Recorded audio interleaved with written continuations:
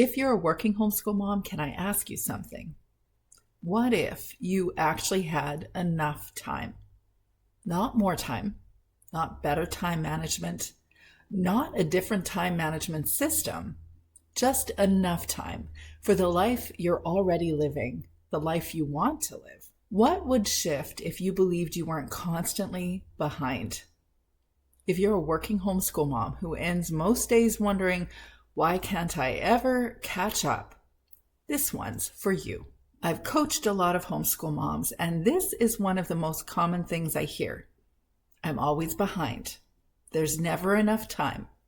Something has to give, and it usually ends up being me, myself, my needs, my creativities. Space for me.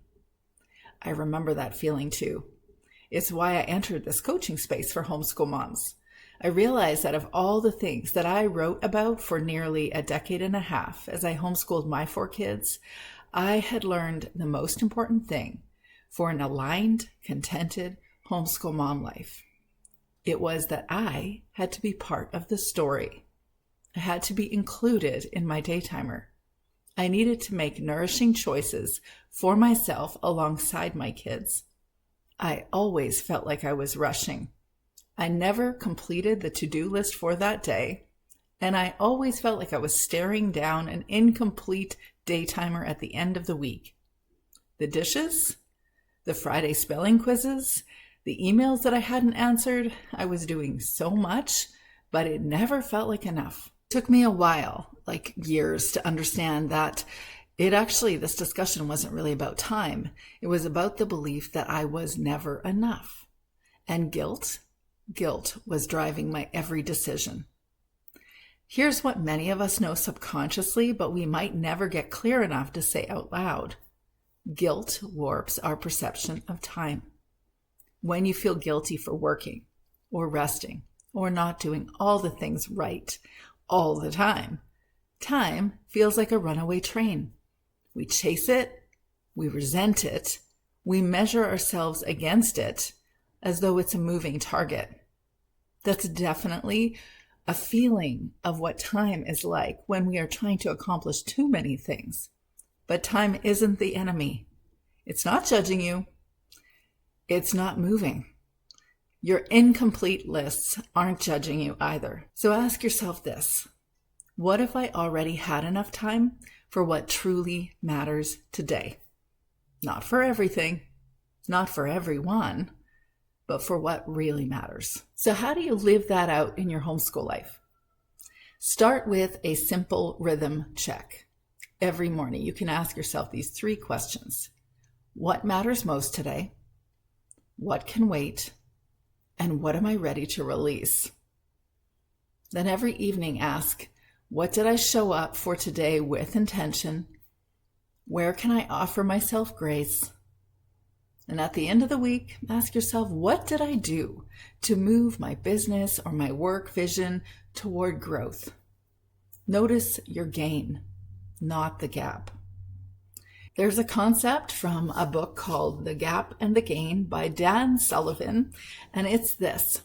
You are in the gap every time you measure yourself or your situation against an ideal. Sound familiar? That perfect homeschool day that you imagined, the one with calm kids and a tidy home and nourishing meals, meaningful learning, focused work time for you, and no one crying at 4 p.m.? Yeah, that's the ideal, right? When we measure ourselves against that, we will always feel like we're failing. So here might be the shift for you. You're in the gain when you measure your progress against where you started, not against where you wish you were. I'm going to let that sink in, and I'm even going to say it again. You're in the gain when you measure your progress against where you started, not against where you wish you were. So instead of asking, did I do everything today? Try asking, how have I grown today? How did I show up with intention? What did I do? Maybe you paused instead of yelling. Maybe you let something go and chose rest. Maybe you offered a few moments of connection with a child instead of trying to control the day or control the activity. That's the gain. And that's where confidence begins to grow. It's in noticing that you are indeed focusing on the gain. You're reframing the entire conversation going on in your mind. You're in the gain when you measure your progress against where you began, not against where you wish you were. Before I share a tool that can help you reclaim your time and banish your guilt, or most of your guilt, because I think it's kind of a mom's rite of passage to hold some of it, I recently recorded a podcast episode about this very topic. It's called The 5 Challenges Working Homeschool Moms Face and How to Overcome Them. If you want to hear some real talk and practical advice on managing overwhelm, guilt, and balance as a working homeschool mom, it is one of my favorites. So you can find that over on the Homeschool Mama Self-Care podcast, or you can find it here on the YouTube Homeschool Mama Self-Care podcast playlist. And if you love deep dive conversations, I also have a special playlist here where I chat with homeschool moms just like you, some of them leaders like Sarah McKenzie from the Read-aloud Revival podcast. Her and I talk about how we navigate balance and guilt, what we really think about the word balance in the homeschool mom life, how she built her business one read aloud at a time and created a life that feels aligned. I'll link both the episode and the playlist below. Definitely worth checking out as you create rhythms to support your real working homeschool mom life. And if you're listening to this thinking, okay, I love this, but I need help actually mapping this out, I've got something special for you. It's called the Working Homeschool Mom's Blueprint, Reclaim Time and Banish Guilt. And it was made for you. It's a step-by-step guide that walks you through how to streamline your homeschool routine, reclaim your time, prioritize self-care and wellness without guilt. We're talking about time management strategies that will actually work for your life. I know because I incorporated them in mine.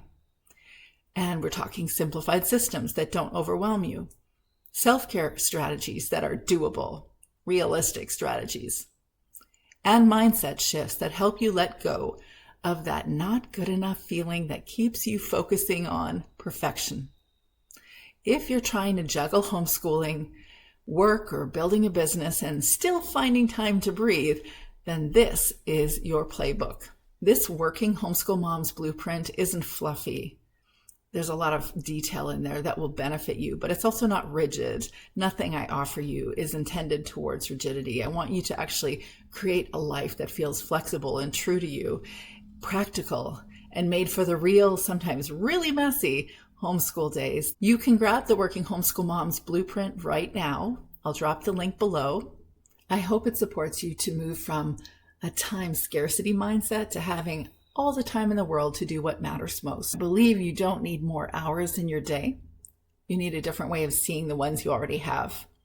And when you start tracking the gain, your actual growth, your effort, your presence, you'll realize you already have enough time for what really matters. This is definitely not about being more productive.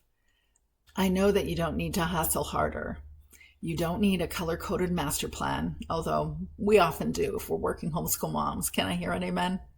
You need rhythms that actually support you as a human, not just as a homeschool mom or a worker bee. Because when you stop measuring your days by what didn't happen and start building from what already matters, you finally feel aligned, steady, present, and free to live a homeschool life that includes you. If you'd like support to put this into action, you're welcome to book your free Aligned Homeschool Reset consultation. The link will be below. We'll look at what's draining you, what's actually working, and how you can build a rhythm that can give you space to breathe, to be present, and to feel proud of what you're doing. Because you are doing amazing things. You are just one shift away from feeling it too, seeing it too. And you already have enough time for what matters. So let's get you out of the guilt and into your gain. You got this, girlfriend.